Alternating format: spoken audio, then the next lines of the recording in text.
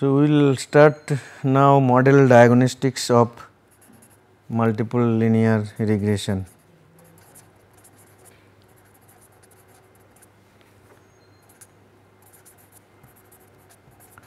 So, under model diagnostics, what are the issues we will be covering?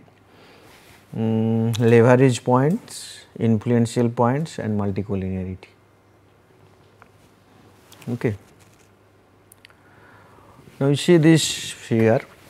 So, it is a scatter plot between y and x, and if you see the majority of the data points, they are scattered around this ellipse, and if we consider the majority of this point or the mass of the points, then you see that this is the variability of y, this is the range where y varies, and this side this is the variability of x with respect to the mass of the data points.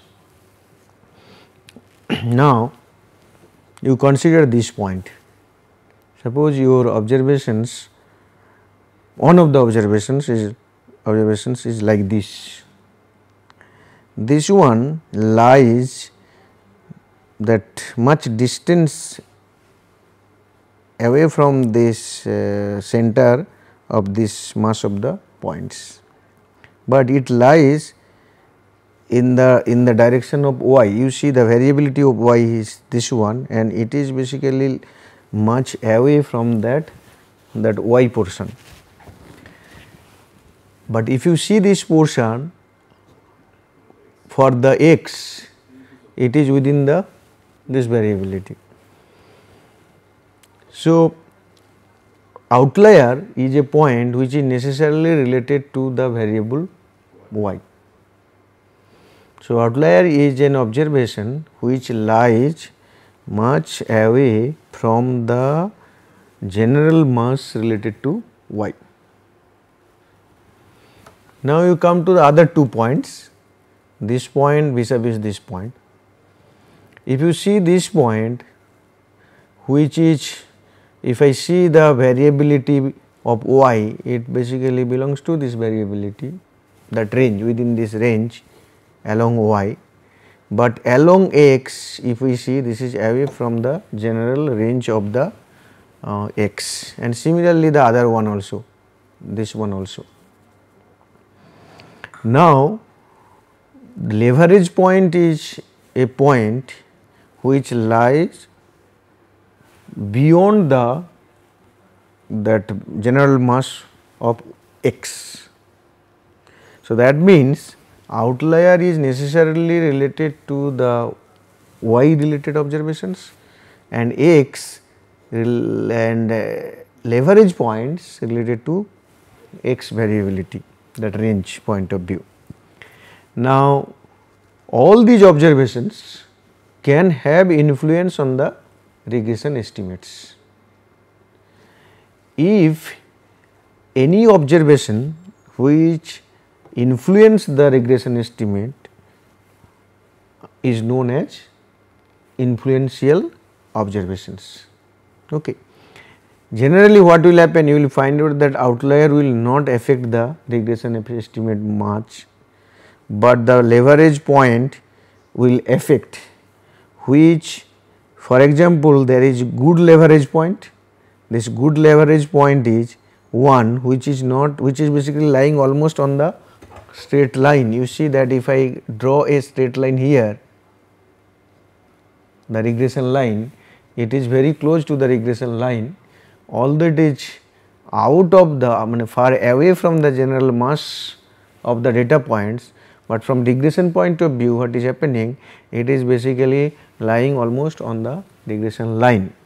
So, it may be representing something different which will help in understanding the behavior of the system. That is why it is good. It is not distorting the regression line, but the bad leverage point is this one. What will, because of this, your regression line will shift. Okay. So, by diagnostic in case of multiple regression, we try to find out all those influential observations including outliers, leverage points, good leverage as well as bad leverage points. Many a time what will happen, suppose one point is here, somewhere here, okay. Apparently it looks that there is no problem with this data, with this particular observation, but if you carefully observe the errors, you will find out that this has influence also in the regression line. So, today's discussion, we want to find out the leverages, we want to find out other influential observations, and another issue which is also very important, that one of the assumption is that independent variables, all the explanatory variables are independent in nature. So, if there is some amount of dependency between the or amongst the independent variables, what will happen? It leads to again distortion in the estimates, and that is termed as multicollinearity. So, we will find out how to identify these observations, what are the remedies to high leverages or high influential points, and what is multicollinearity, and how to detect and remedy multicollinearity. This is our example, and these are the fitted values and regression lines parameter tests. Now, see the outliers or leverages based on scatter plot. Is it visible that is there any outliers? Difficult. I think it is, even the first figure, it is not clear that outlier is there or not, or residual what I can say influencing our observations. Second one, you see that sales volume vis-a-vis machine breakdown in hours. Here what happened, it is almost random, no relationship. And third one, M ratio, which we have not taken into consideration in this regression equation. This regression equation we have not considered this M ratio.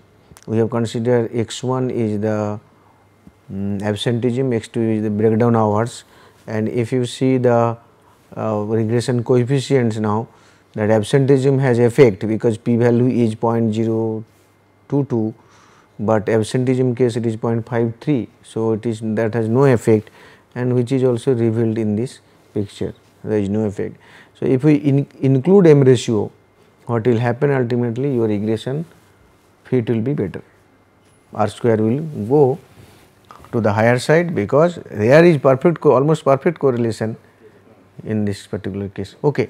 So, by seeing scatter plot, it is not always possible to find out that whether there are outliers or leverages.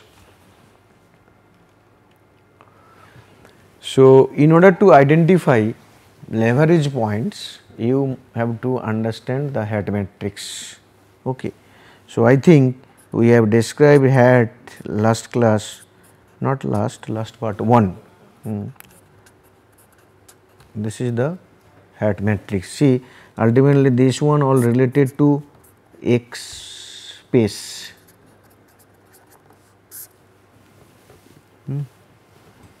So, when you are talking about leverages, it is related to the space created by the X matrix, and this one you have already seen that this is basically H11 to H1112 to 1n, H2122 to 2n like this. I think HN1, HN2 to HNN, and there will be somewhere where HII. Okay. So, leverage values are the diagonal elements. Okay. So, in the hat matrix, for we have I equal to 1 to n observations, and you find out the HII values. these are known as leverage values. So, H11, H22 like H in these are all leverage values. Okay. Now, what will be the value of HII, that HII value, what will be the cutoff value for HII? That means, when we say that the observation is influential or it is basically leverage points. So, there must be a cutoff value. Now, if you see this the distribution of the HII, you will find out that HII minus 1 by P divided by P and 1 minus HII by n minus P minus 1, this quantity follows F distribution with P n minus P minus 1 degrees of freedom. Okay. Now, if your P is greater than 10 and n minus P minus 1 greater than 50, means what we are saying, if you take large observations as well as your P is little more, and for alpha equal to 0.05, this F value is always less than or equal to 2. This is we are talking about that when you talk about the multiple regression, large number of variables, large number of observation, this is the practical case. So, if this is the case, then all values will be irrespective of the P and n minus P minus 1, when this condition satisfies. So, it will be less than or equal to 2. So, that what do we mean by this? When we say that whether it is influential or not, so that means you are considering a chi-square distribution and you will be considering this region, that is 0.05.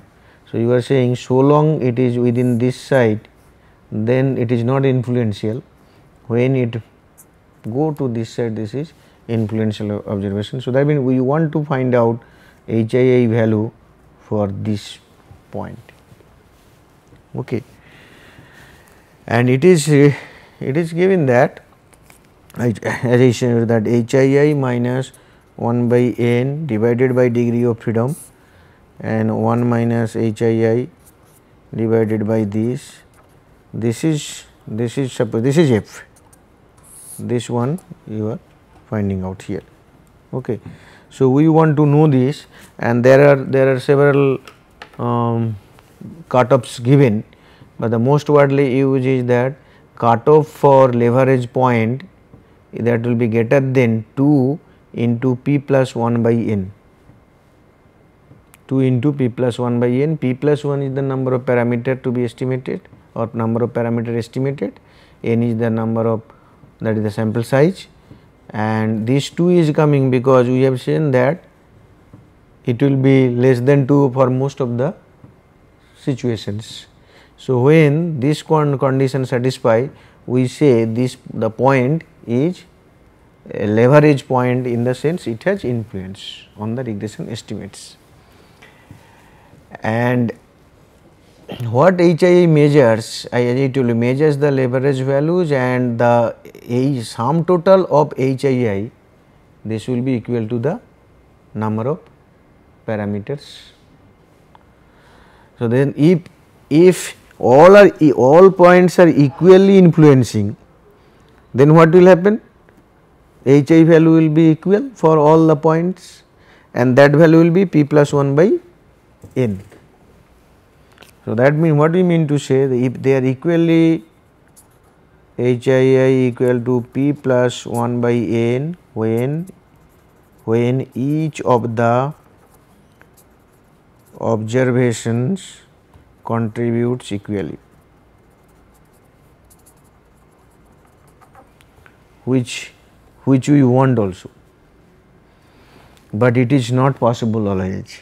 So, as a result, this distribution, and this from this distribution what we are saying, that this one for a p greater than 10, n minus p minus 1 greater than 50, if we take alpha equal to this point, this will always less than 2 irrespective of any other p when this condition satisfied. So, that is why they are saying that if you multiply this by 2, so what will happen, HII this greater than, you are multiplying by 2 into p plus 1 by n. This is the average value, this one. So, from average how much you are going this side depending on this value, that is why 2 is multiplied here. So, if your value HI value, any HI value which is more than 2 into p plus 1 by n, that is leverage value. Okay. Now, see this for our case, you see that HII values are observation 1 to observation 12 and HII values are given.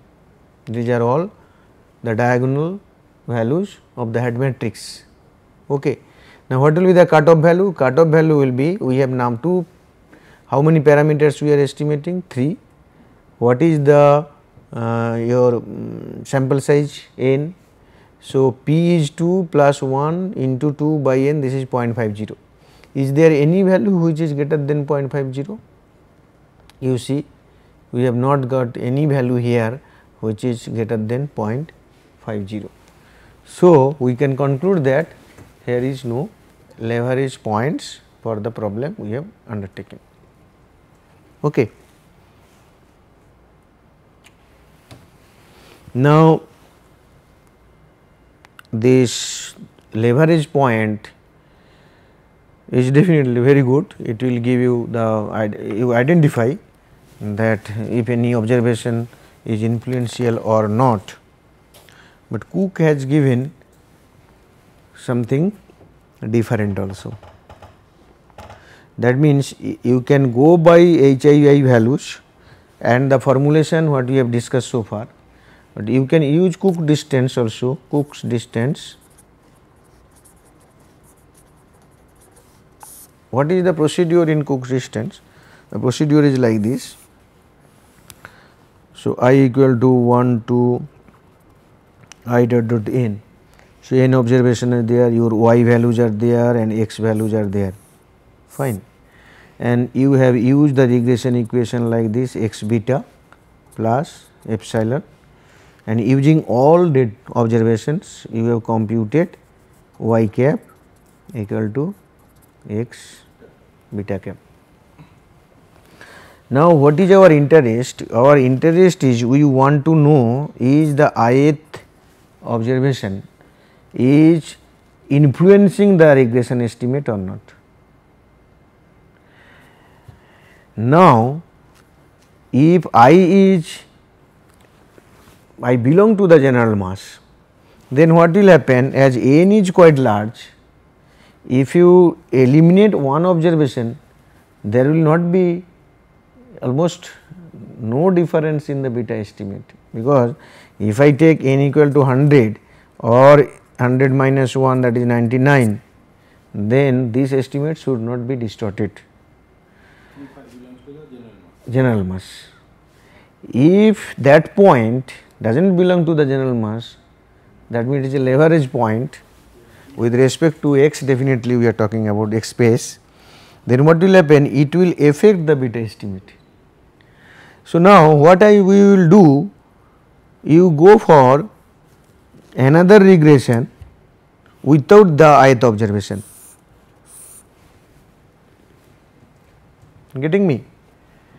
So, if I say this one, suppose if I write this one, the ith observation is not there, y I cap, this is x beta, I can write here I, okay, let it be here only, beta I within bracket, let us give like this, that is better, parity will be there. So, what is the second equation? Second equation is, here you have taken n data points, here you have taken n minus 1 data point, the ith one, this I, the ith one is eliminated.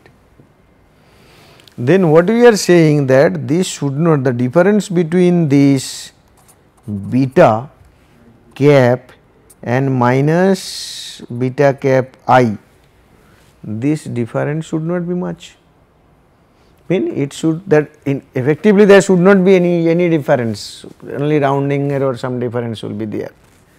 Then the Cook has created one statistics, the di, which is beta cap minus beta I cap transpose x transpose x, then beta cap minus beta I cap, this divided by p into s square, and definitely I equal to 1 to n. Okay. So, he created one statistics, this type of statistics. What happened? You eliminate the ith observation, do the second round in regression modeling, find out the beta values, you have several x values, these are all matrix vector values or matrix of the order p plus 1 cross 1, and then you create this type of statistics, the di equal to this one follows f distribution with p n minus p minus 1 degrees of freedom. Sir, when we eliminate the ith observation, means x as well as y, this will not Total observation, yes. So that means that this x matrix, when we consider from that matrix also we have to eliminate that. Total, that x y total set the ith observation including x and y you eliminate. Now this quantity follows f distribution. Okay. So now when what will be your say that this di, what we are trying to say, this will become as close as possible. So we will be looking for this di value as small as possible, then we will say that it is not away from the general mass, and okay, fine. So as a result what happened, using this, now can you not find out that what will be the influential observation? It all depends on that where you want to put the cutoff value, depending on the f distribution you will be able to do. Now question is, there are suppose 1000 data points, so should I go for that 1000 plus 1, and every time you are eliminating one, the first one, second one, like this, so many observations, so you will be having so many regression fittings, regression equation you have to develop, you have to calculate beta, that beta I equal to 1 to n. Okay. But it is not like this, you do not require to do this several times. There is the way out is that di is Ri by P HII by 1 minus HII. So HII is this, these are the basically the diagonal elements of the hat matrix, this is known, P is known. Then what is Ri? Ri is basically EI by square root of S square 1 minus HII. EI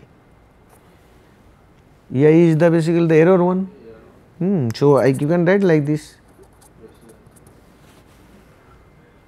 epsilon I cap. You know S square.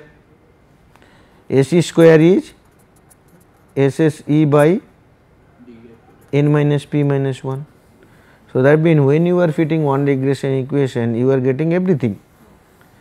Now put this value, Ri value here, and find out this value, and then you say whether it is what I can say, what is the distance, you measure the distance, and using f distribution you find out. Now the cutoff value, what it says that the cutoff value is given that if di greater than 1,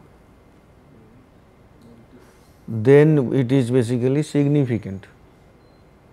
This is this Cook has given this, that for di greater than 1, the observation having this, that will be significant. Okay. Now we will say what is the procedure. procedure is, first you find out the Cook's distance using the formulation. That formulation will be this one, you will be using this, use this, find out the Cook's distance. Yes, not coming. So, using this you find the Cook's distance. So, ultimately 1, 2, then n, then di value you are getting. So, if I say d1, d2 like this dn, then you find out the maximum one. Which one is maximum? Let the di, this one is the maximum distance.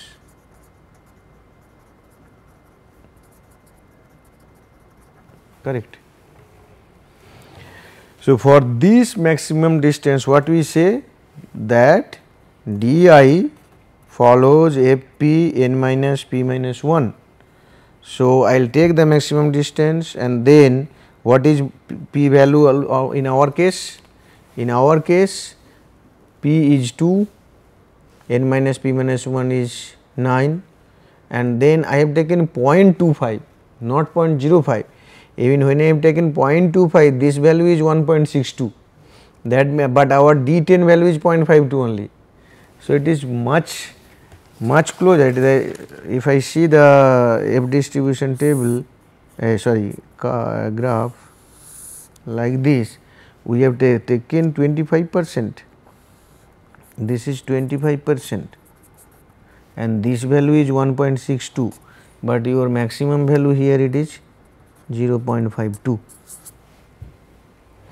So, it is not at all a influential point. Okay.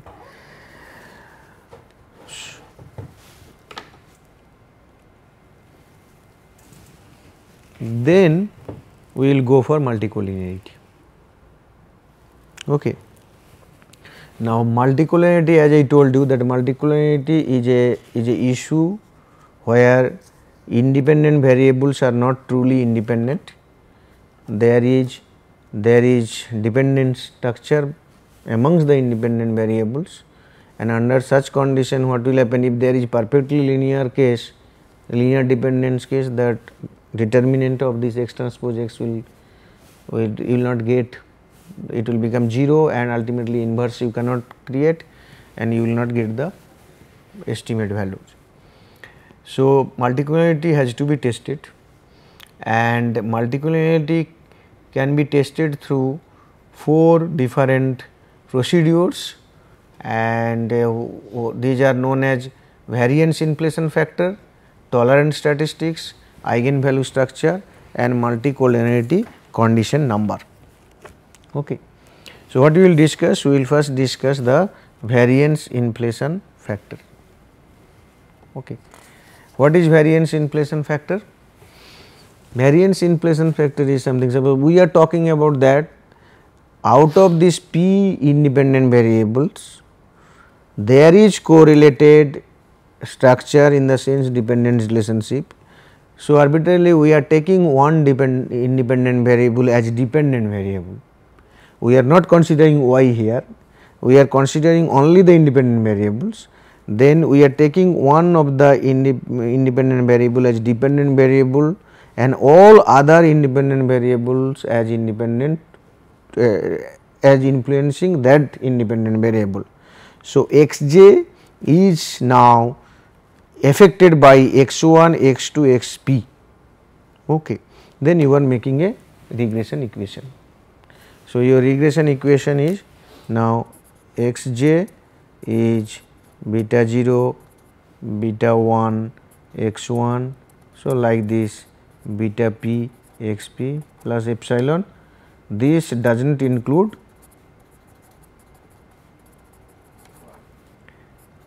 xj and y.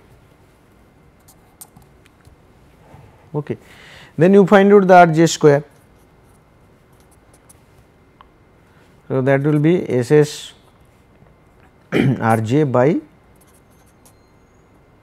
SST, that is for the jth variable.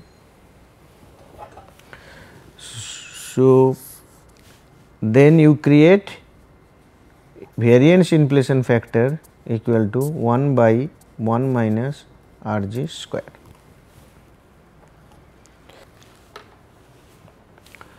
For example, in our case absenteeism and machine breakdowns, the beta values are this and variance inflation factor is 1.092, both cases 1.092.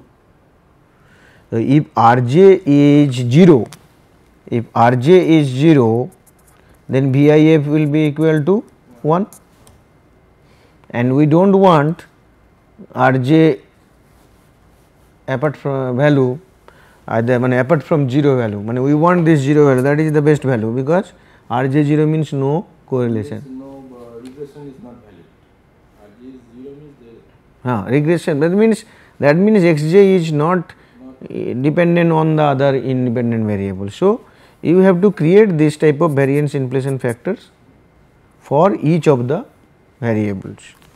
Then you see this here, what happened, your R square, Rj square, this Rj square 0 mean VIF 1, if it is 0.2, 1.2, like this. Okay. Then there is another concept called tolerance. Tolerance is nothing but just reverse. Tolerance is 1 by variance inflation factor. So, if you use tolerance or variance inflation factor, they both are same. Ultimately, here what is happening, you are getting within a 0 to 1 scale, 0 to 1 scale. Here any value is possible. So, if we get in terms of 0 to 1 scale, it is easier for us to interpret. Okay. So, now then what will be the VIF value that should we consider? You are getting me? For basically we say if the VIF value is 10 or more, this means high collinearity, high relationship. So, 10 or more, 10 is the cutoff value, it should not be 10 or more. 5 also, 5 is the warning limit, you can think of. So, that means if tolerance is 0.1 or less, or variance inflation factor 10 or more, and that is not desirable. But when if it is 5, and then it is warning case. Then another issue is that another is the eigenvalue criteria. What is this eigenvalue criteria? In eigenvalue criteria, so all of you know that the correlation matrix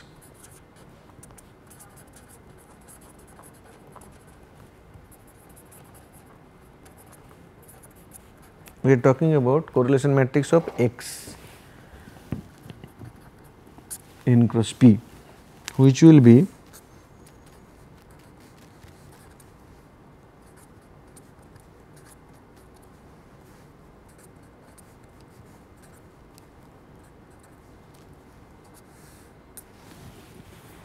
okay. So, this is P cross P matrix. Now, using spectral decomposition,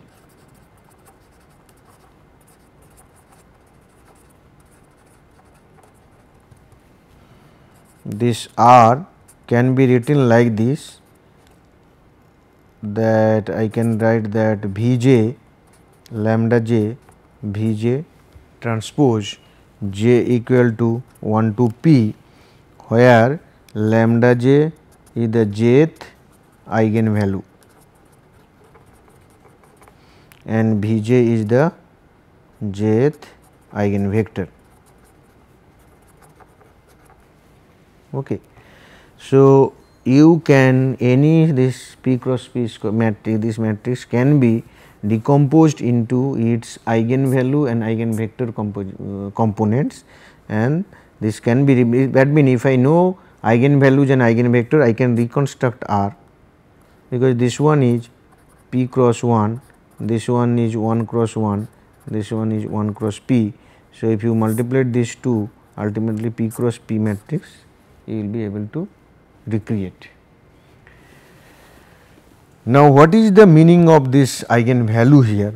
When you do the spectral decomposition eigenvalue here, this is something like this. So, you consider two variable case, suppose x1, x2, x1. If they are dependent, you may get a structure like this. For the perfect dependent case, will be like this. Okay. So, here R 1 2 equal to 1. So, what we mean to say here, that we do not require x1 and x2 to measure. If we transform the axis by certain degree, this theta degree, then what will happen? You will get another dimension which will capture the totality of the data given here. Now, so that means if I can do some manipulation here, transformation,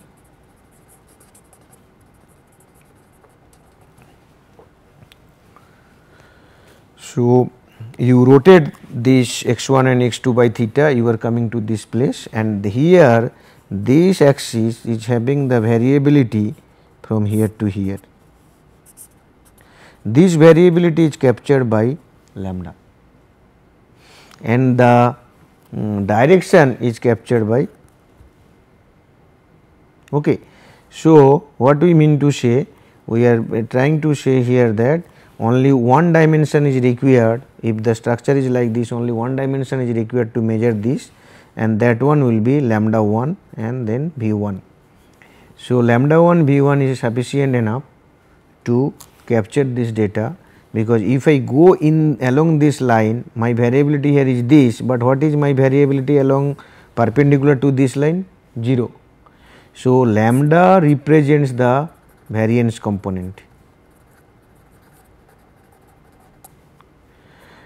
So, if my structure is like this, then lambda 1 and I have taken two variables which in the standardized case, so this is 1 and this is 1.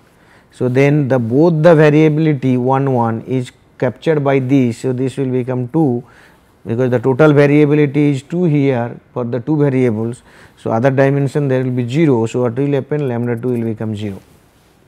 So, in the two variable situation, when you decompose the R matrix into its eigenvalue eigenvector, and if you find out that one of them is 0, lambda value is 0, then it is a perfect correlation case. So, similarly, if there are p such variables, so you will be getting lambda 1 greater than equal to lambda 2 greater than equal to lambda p. This way you extract. So, the first component will have the maximum followed by like this. So, it may so happen that when the R is basically, it is basically P cross P. So, we assume that R or S or X transpose X, when we do regression, we assume that X transpose X is full rank. Now, what will happen if you find out that out of this P lambda eigenvalues, suppose lambda 1, lambda 2, lambda m, these are basically having values not equal to 0, but mp plus 1 to mp, these are close to 0.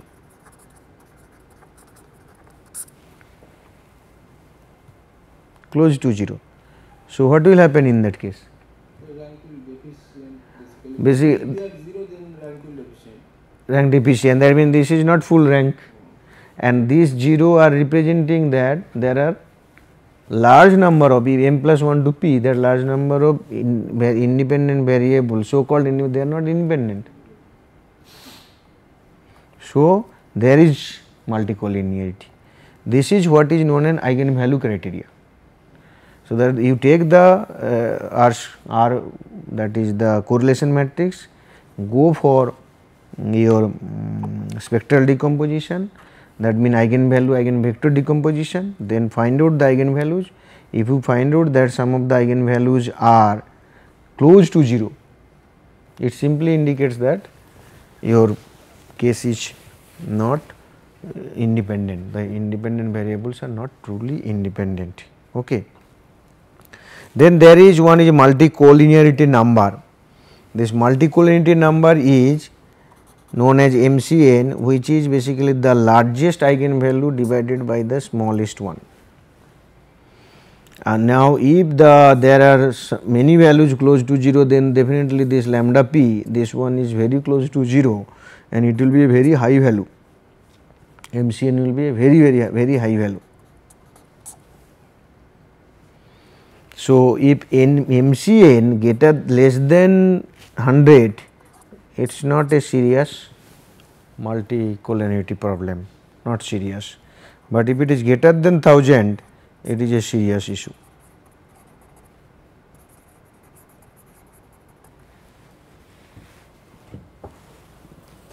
Getting me?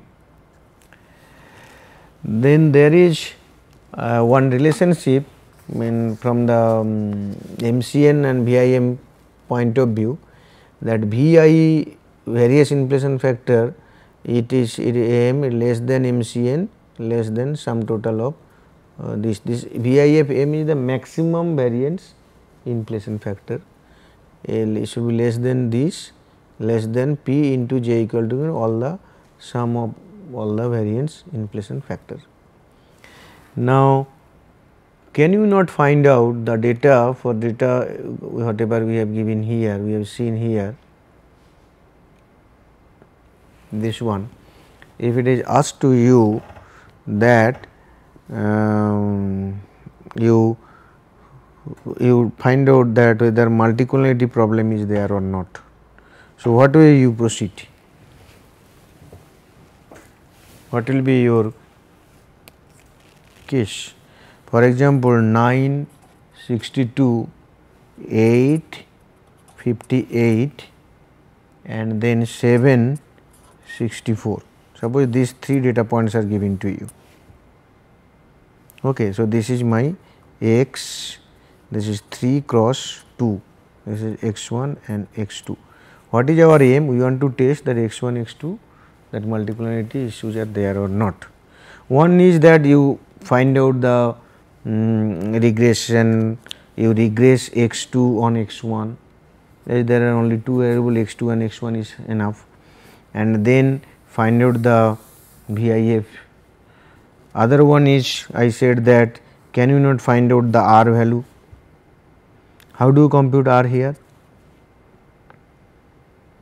What you require to do? I told you in probably multivariate descriptive statistics class. I told you, you first find out R. R, I told you that x tilde transpose x tilde 1 by n minus 1,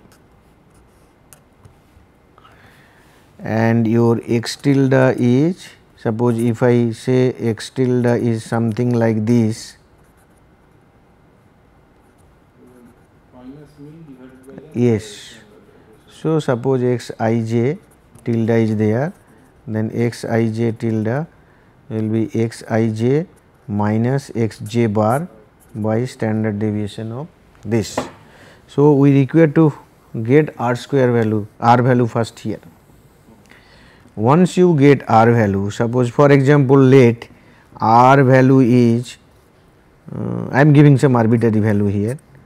Suppose R value it is 1 and this is 1, and let us take 0.8 here, although it is not like this, 0.8 here. So, you got the R value. So, what is required to do? You require to find out the eigenvalues.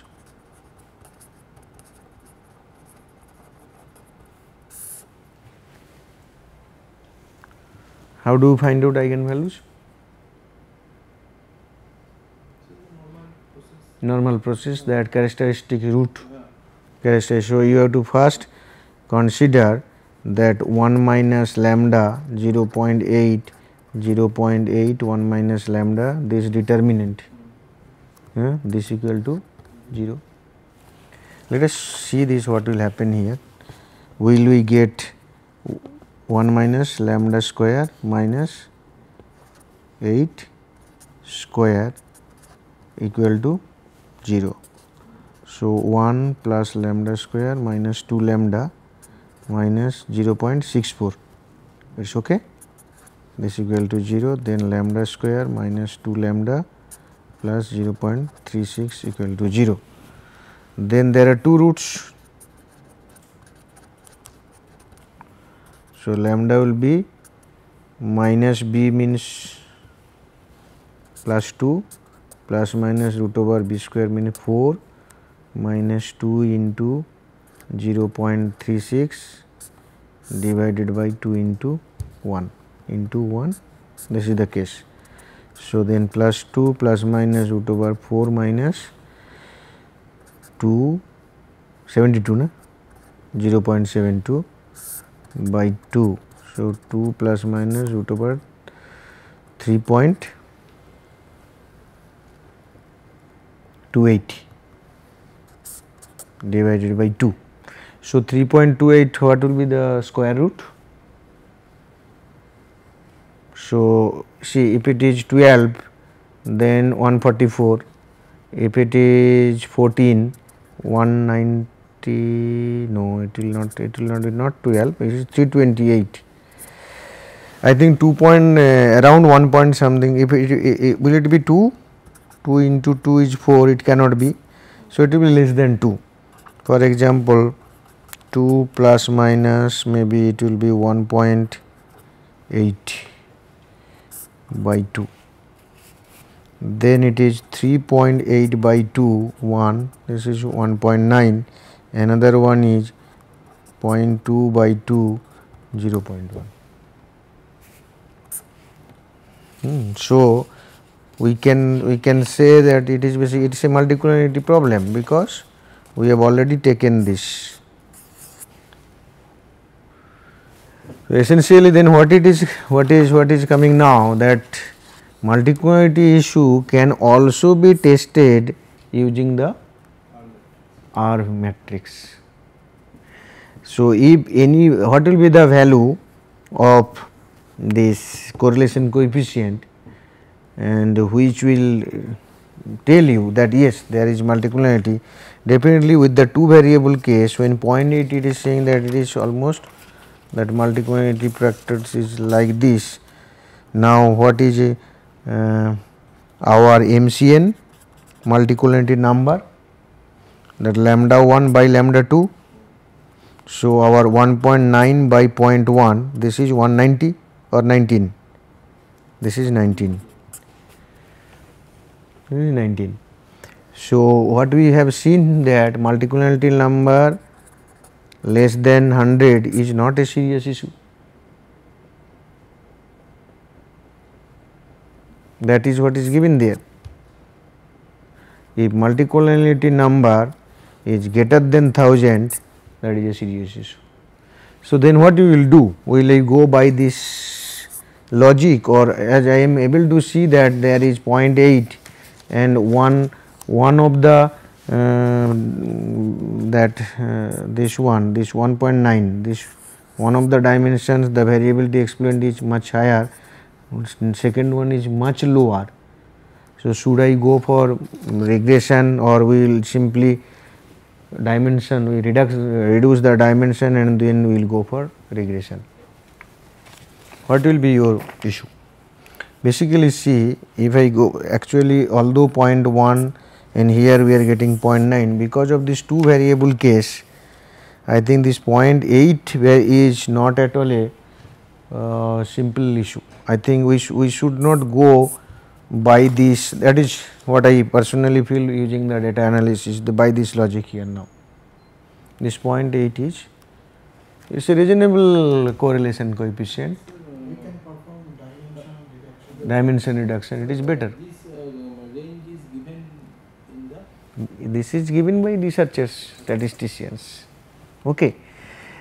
Then see, then what we will do? Suppose here it is p or two variable case, but there are p variables. Suppose p is greater 15 variables or 20 variables. So, under this case you will be having a big correlation matrix, and using this correlation matrix, just seeing this value You cannot judge, because even in the two variable case, if I see 0.8 and then I discard, but from multicollinearity number point of view, it is saying that you should go for regression without bothering for multicollinearity. So, you cannot judge just by seeing the R matrix.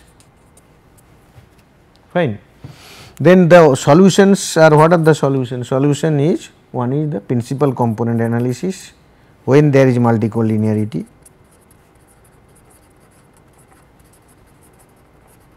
So, principal component regression you can go for. So, principal component regression, that means you reduce the dimension as you were saying, then find out the what are the lambda values that are significant values, and only those components you take. Then you y is for those component, you find out the regression line. So, beta 0, suppose beta 1 PC1 plus beta 2 PC2 plus like this beta p PCP and so on. PCP will not go, we will go for beta m PCM. P is the number of variables, where m definitely is less than equal to p. Now, if you go for PCA, what will be the problem? Problem is that now your original variables are missed.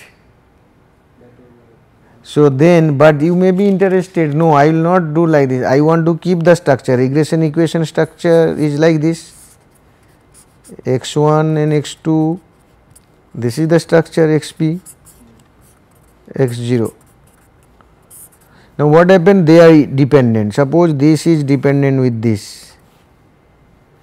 So, okay, this is dependent. So, what do you want? If you go by PCA, this structure will lose, this independent variable, original variable will lose. So, you may be interested to that first you find out of these many variables, what are the independent variables, what are the dependent variables, strict sense. If you still find that no, these are still independent variable, they cannot be treated as a dependent variable, then you can allow them in modeling, you can allow them to covary. In the sense, I will do like this only. In a regression, you are doing this, but here you can allow the covariant structure to be, getting me? So, you do not go for transformation, you will simply allow the covariant structure to be kept as it is, then estimate. This estimation is also possible. This estimation will be understanding through path model or path analysis. Okay. So, then remedy to multicollinearity, what we have discussed? Remedy to multicollinearity,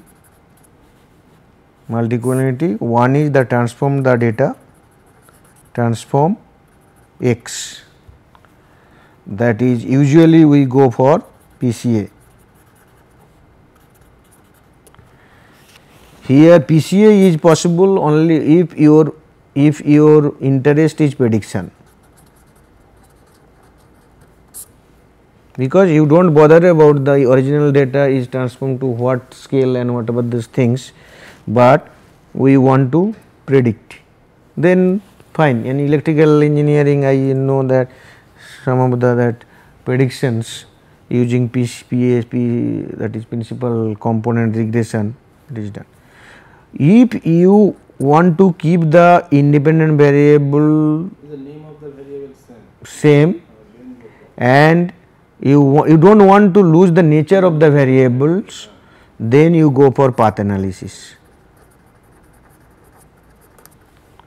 This path analysis, what it will do? It will estimate same regression parameters, these regression parameters, but it will allow the independent variable to covary amongst them. This covariant structure will be taken into consideration, and then these two analysis it is better to go for path analysis when variable explanation is an important issue. Variables contribution in explaining the why is important.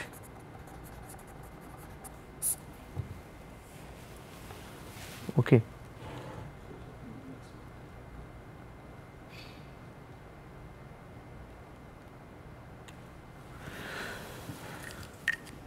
So I think we can stop now.